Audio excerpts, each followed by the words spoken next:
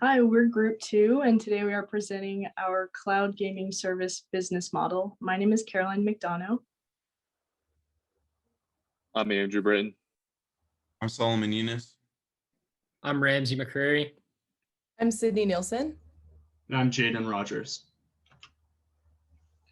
For our value proposition statement, we came up with cloud gaming, the smartest way to play. Our service offers value to the customers through first, device compatibility. This means that our service has cross-platform capabilities and integration. So like a game that could only be played on your console like Xbox can now be played on your other devices like a PC or mobile phone. It essentially eliminates the limitations of console gaming. Second, the consumer has easy access to a large variety of games at any time. This means that we would maintain location independence so a user can access any game of their choice from any device almost anywhere in the world. Third, our value comes through reduced costs over time because our service eliminates the need to pay for multiple consoles.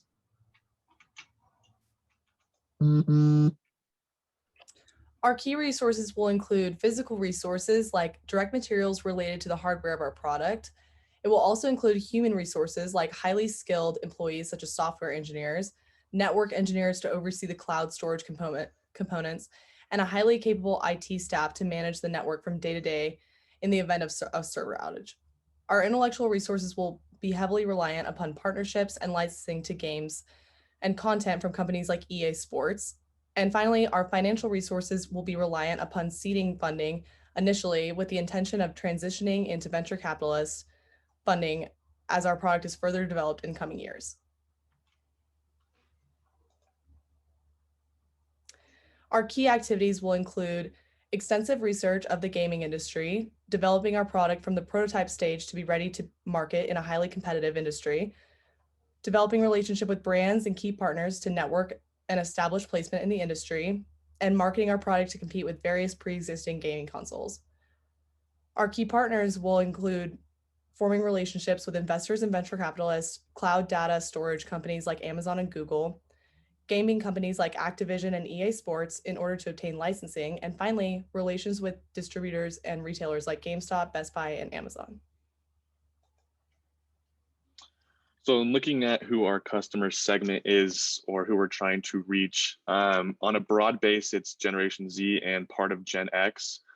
Within those two groups of people, we're looking at video game enthusiasts, those who love gaming every day, are always on the sticks and really enjoying different kinds of video games. We also would include streamers, people who can market our product and show what it is about and how it can perform, as well as those who don't want to spend on one game but expand their preferences in the gaming community so they can choose one subscription and have access to multiple games. Another segment would be subscribers of platforms like Netflix, Hulu, Amazon Prime. Those who subscribe to those platforms would also be more apt to want to subscribe to a video game service, as well as parents not wanting to spend on games. They'd rather spend on this service so that their child could have a kind of slew of a bunch of different video games. So for customer relationships, how we're going to be able to keep these customers in our pipeline as well as grow more customers down the road. Some things that can kind of evaluate that would be cost affordable options. Our service is subscription based, so it's kind of month to month, and it's cheaper than having to buy high priced video games every single time you go out. We also have a variety of options to choose from to kind of help with that cost efficiency. We also have an ease of use on our streaming services. This will allow for all different types of people to be able to choose the games they like. They'll be able to choose the platforms, the consoles, whatever it might be. So we have that ease of use, as well as the integration of systems. Kind of as I mentioned, we'll have different types of gaming, Xbox, PS4. They'll be able to play all types of games and just have that one once a month subscription service. It's also a video game disruptor. You know, it's a game changer for young adults, teenagers, and parents, as they're no longer having to pay expensive prices for one game. Instead, they have that subscription service and now can access a multitude of games. For our channels, we're going to directly sell through our startup's website, which we can directly sell our product and services to the consumer. You know, the product itself, and then if they have any questions or need assistance within the product itself, they can reach through our website. And the next channel would be sale through the retailer. We plan to reach out to the most notable video game, technological appliance stores, such as GameStop, Best Buy, and Walmart, which was stated earlier, to stock our products on their shelves to keep up with the consumer demand of our product. We also intend to reach out to local gaming stores as well to further the expansion of our product into more communities. The cost structure for our business is focused on creating the most value in our minimum viable product without straying from lean startup methodology.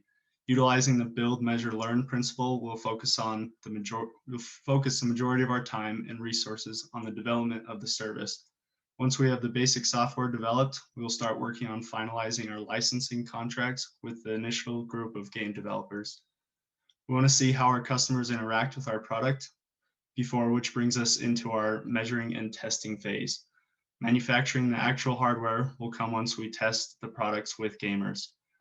Our monthly recurring costs include server space through Amazon Web Service, Google, or HPE.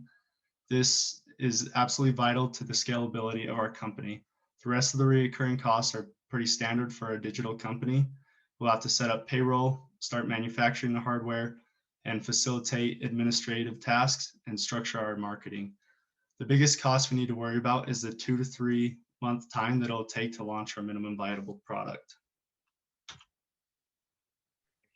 For our revenue streams, there are 4 main areas: reoccurring subscriptions, drive purchases, accessory purchases, and library expansions.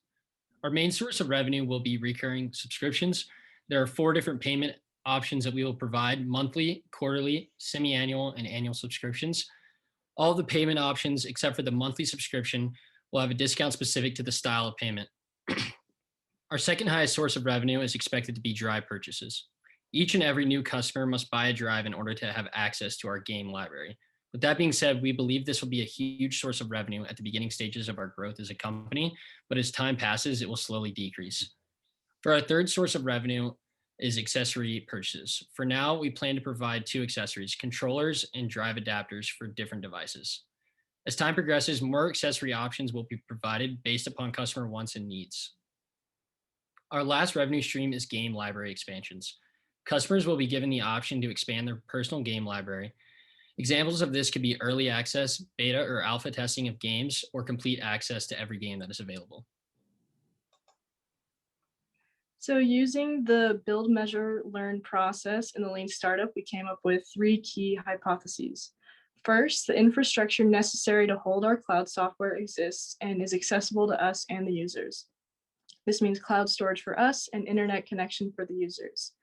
Second, current video game consumers are willing to pay for a consolidated game system that operates on the cloud. We believe the users are frustrated with their current need for multiple consoles to play different games and would be willing to pay for the value that we offer in our value proposition.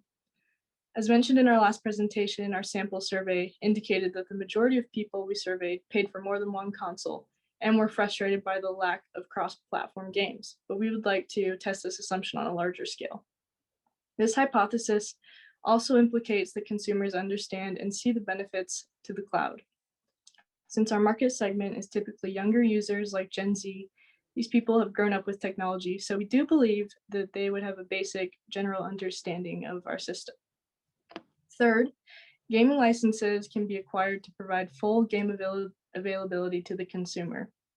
This could involve the creation of licensing agreements with producers. So, using the build, measure, learn feedback loop, we've come up with some ways to test these hypotheses. For our first assumption, we would interview with an industry expert. We actually know as a group an industry expert in the cloud storage industry who works with a startup that monitors and secures open source cloud data. So we could acquire information from that industry expert. For our second hypothesis, we would interview our actual consumer segment and target demographic to collect feedback on the use of a cloud gaming service.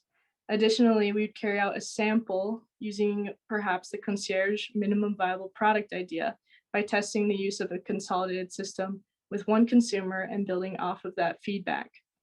Additionally, if we can, we intend to create an initial prototype with simple software. However, if the creation of a working prototype becomes too complicated, we could create a video minimum viable product to validate this assumption. For our third hypothesis, we plan to do detailed research and interviews with competitors, such as Google Stadia, to determine the mistakes competitors made and how our team can learn from those mistakes. Overall, we're looking forward to using the lean startup methodology to test our key hypotheses on our business model. Thank you.